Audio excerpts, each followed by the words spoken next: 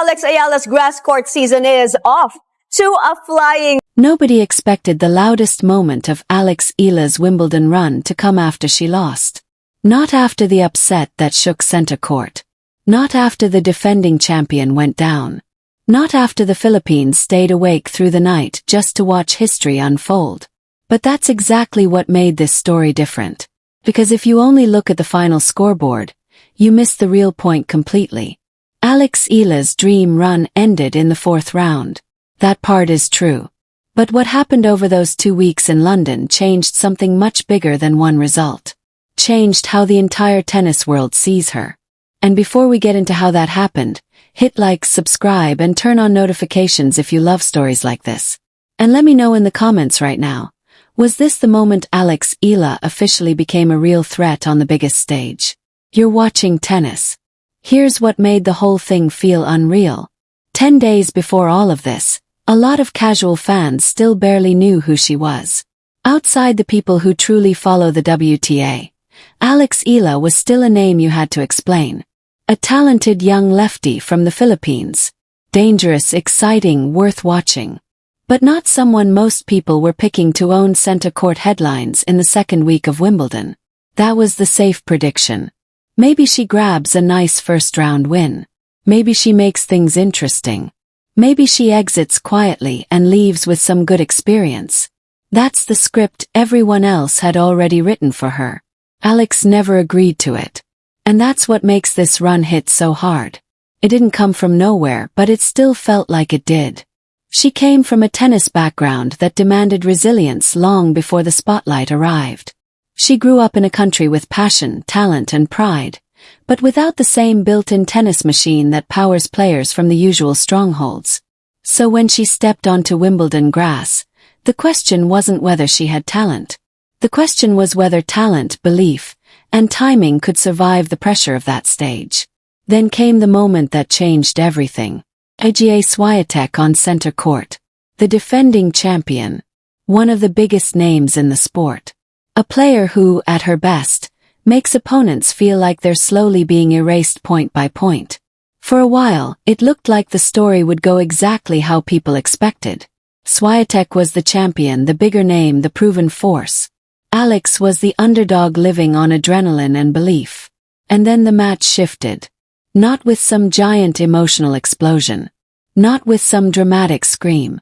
Not with anything obvious enough to announce itself in real time. Shifted quietly. Alex settled in. Her feet started getting there earlier. Her ball started landing deeper. The swings got more committed.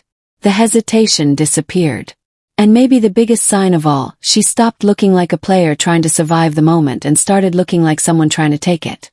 That difference is everything. Because once an underdog stops asking for permission to belong, the match changes. The crowd feels it. The opponent feels it. Even the silence feels different. The first set alone was brutal, stretched to a nerve-shredding tiebreak that refused to end. But Alex hung in there and took it. Then in the second, she didn't flinch. She broke Świątek down, pressured the serve, attacked the weak spots, and finished the job in straight sets. When match point finally landed and Świątek's resistance gave way, there was that split-second center court sometimes gives you in the biggest moments. Breath. A kind of stunned emptiness before everyone realizes what they've just seen. Then came the roar. And once that roar started, the story stopped belonging only to tennis. Back in the Philippines, people were waking up in the middle of the night, refreshing clips, replaying highlights, sending screenshots into group chats, watching the same points over and over again.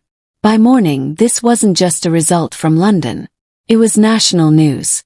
It was one of those rare sports moments that escapes the sport and becomes something bigger. But here's the part that makes this run worth remembering. That win over Świątek should have been the peak. It should have been the ending. That's usually where the fairy tale stops. One unforgettable upset. Heroic effort. Standing ovation. Then the more experienced player in the next round restores order. That's normally how these stories go. Except the next chapter refused to behave. Waiting for Alex in the fourth round was Jasmine Paolini, a former Wimbledon finalist and one of the smartest, most efficient competitors left in the draw. This was not a player who would be intimidated by the crowd, the atmosphere, or the emotion. Paolini had already lived deep in this tournament before. She understood the rhythm of grass, the patterns, the timing, the pressure. She knew how center court changes when the stakes get real. And there was something else. This wasn't just another opponent. There was unfinished business here. Months earlier in Dubai, Alex had beaten Paolini decisively. That kind of loss stays with a top player. Maybe it doesn't show in interviews. Maybe it doesn't show in practice. But it stays there, quietly, waiting. So when Wimbledon put them on the same court again, this was no longer just an underdog story. It became a test of whether Alex could handle a very different kind of pressure. Not the shock of upsetting a giant, but the weight of defending her own momentum against someone who had every reason to come in sharper and more dangerous. And from the opening games you could feel it. The atmosphere was louder than a normal fourth-round match. Not polite. Not patient. The crowd had already chosen a side. They weren't just watching Alex anymore. They were investing in her. Believing in her. Hoping the impossible had one more act left in it.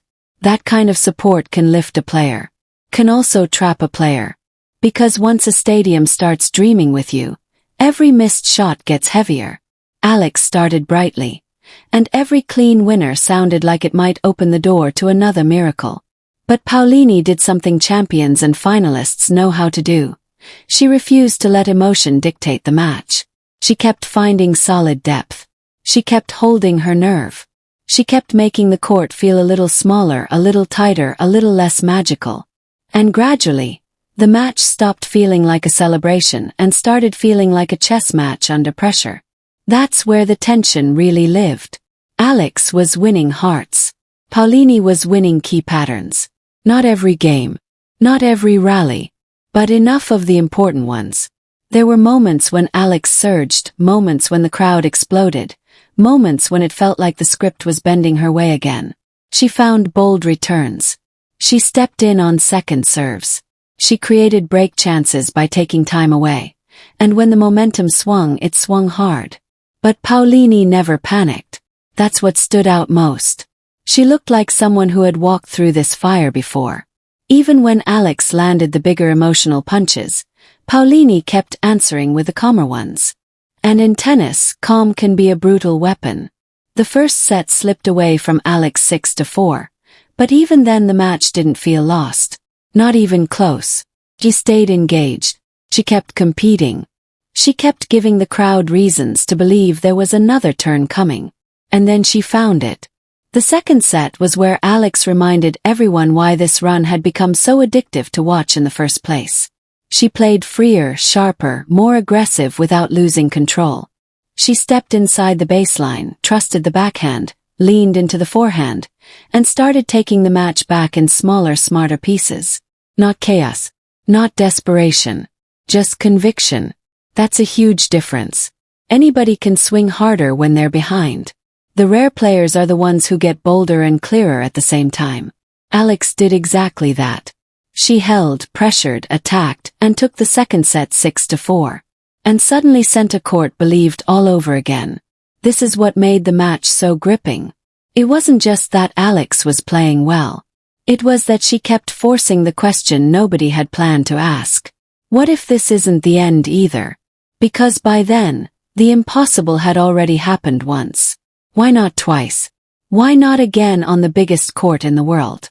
Why not a teenager turned star from the Philippines pushing all the way through to the last 8? That's how sports hooks people.